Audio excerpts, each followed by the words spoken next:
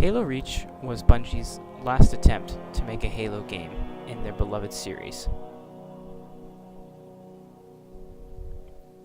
A series that they have spent building up the Spartan persona as you play as Master Chief, a warrior known by the Covenant as the Demon. Halo Reach takes us on a whole new adventure, one far away from Master Chief, but his persona can still be felt throughout the entire game. But it may not be used in the way that you think it's going to be.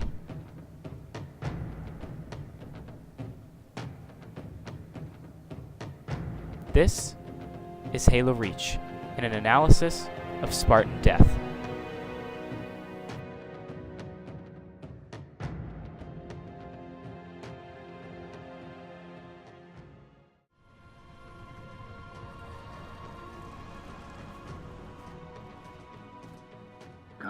In Halo Reach, you take control of Noble 6, the newest member of Noble Team, Noble 1 being Carter, Noble 2 Kat, Noble 3 June, Noble 4 Emil, Noble 5 George, and Noble 6 yourself. I disagree. Commander. So that's our new number 6. At the time of Halo Reach's release, Halo players had never played as another Spartan other than Master Chief in the campaign, let alone been a part of a Spartan team. Halo Reach was going to change the entire way a Halo game was played, and with that, the way Spartans were treated. Stole 2 freighters from dry dock. That cannot happen here. Reach is too damn important. I want that relay back online, Noble 1. Sir, consider it done. In this essay, we will be analyzing the actions and eventual deaths of the Spartans of Noble Team, I'm Carter. and looking at how Bungie used their built-up personas of Spartans through Master Chief to add shock value to the deaths of these Spartans, as we have never seen the death of a Spartan before Halo Reach, and thought that Spartans were somewhat invincible. Each Spartan death in Halo Reach is unique, powerful, and shocking in its own way. But this essay will be analyzing 2 deaths in particular, and how Bungie used those deaths to shock players and break down the persona of Spartans Never Die. Welcome to Reach.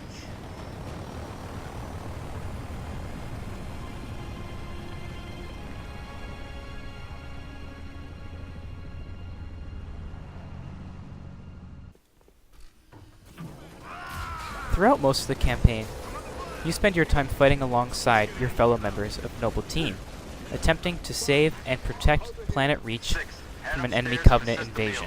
George, make sure he gets there. Depend on it. As you press on through the campaign, your connections with the different members of Noble Team continue to grow. But you also begin to feel like you, the player, are becoming Noble 6.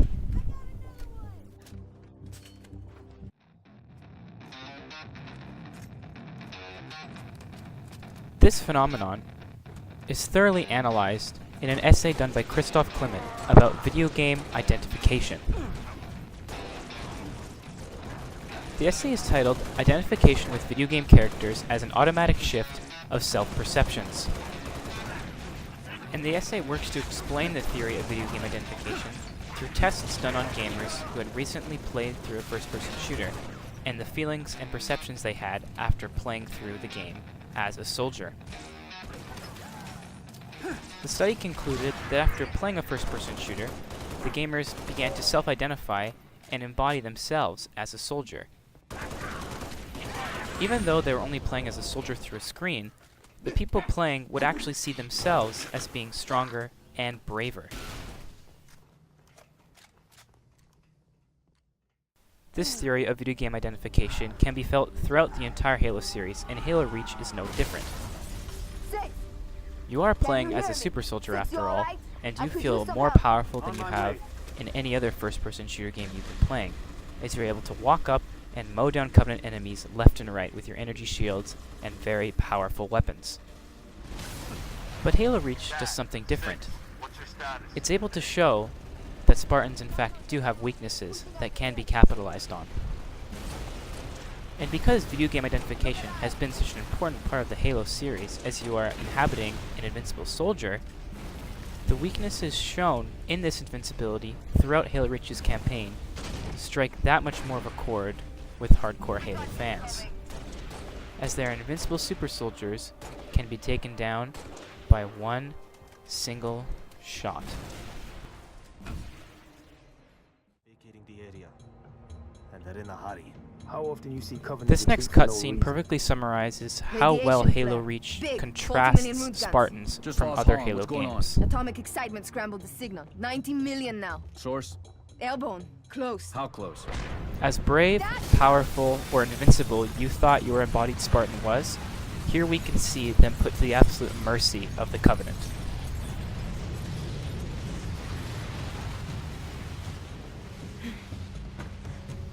Throughout glass every in. other Halo mission, Me too. including the ones in Halo Reach, Don't you worry, always I'm on it. feel like there is Our something you best can do in option a is situation. fallout bunker on sublevel But at this 2. point, 96 there is meters literally northeast. nothing these Spartans can We get do, orders from as the Hans, area sir. around Being them redeployed to continues Sword to get Base. glassed Sword? by Covenant Covenant super own it carriers. now. Which is why they want us for torch and burn up. Keep Dr. Halsey's excavation data from falling into enemy hands. If it hasn't already. Maybe, but according to Holland, the Covenant are still hunting for something. Where does he get off calling a demolition a priority one? And just like that, Noble 2 falls to one single round to the head. Come on, get in! Let's go! Come on! Kat's death was Bungie's way to shake that video game identification of Spartans that gamers have had for the past 10 years of the Halo franchise.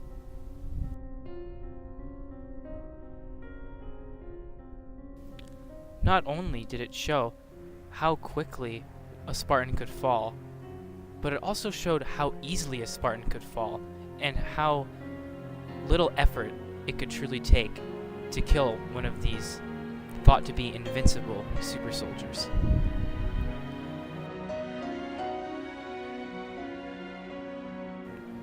To go from thinking that Spartans never die to seeing Kat get so easily killed by the Covenant just shows how much Bungie wanted to exemplify this darker side and darker pasts that Spartans have had to endure throughout the Halo universe. And also proves how our perception and identifications of Spartans causes their deaths to become that much more powerful. Video game identification in accordance to Halo Reach explains why we identify and embody the Spartans of Noble Team. Since we are playing and embodying a Spartan ourselves, it is very easy for us to empathize and understand the feelings that these other Spartans are going through in our team. This is why Noble 2's death hits so close to home with so many Halo Reach players. But that is only the second most effective death of Halo Reach, behind the death of Noble 6.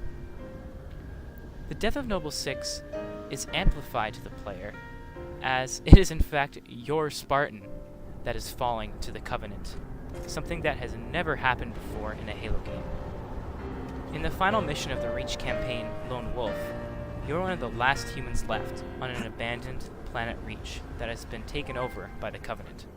And the only thing left for you to do is fight and survive for as long as you can. As you continue to fight off hordes and hordes of the Covenant, cracks in your visor start to appear, actually disabling parts of your heads-up display. As pointless as this may seem, it's actually a brilliant and yet ominous way Bungie has broken the fourth wall between the player and the Spartan. A quote from Klimt's paper reads, "Enacting a character or role in a video game affects the player's identity state."